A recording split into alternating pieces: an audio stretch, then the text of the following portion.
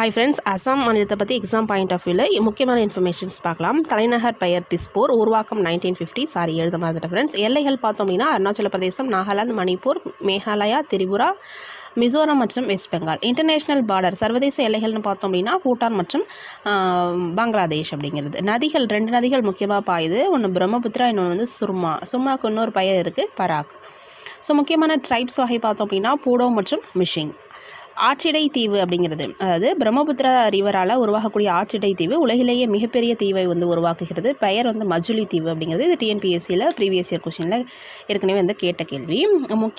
அசாம் மாநிலத்தோட நடனம் அப்படின்னு பார்த்தோம்னா பிஹு அப்படிங்கிறது.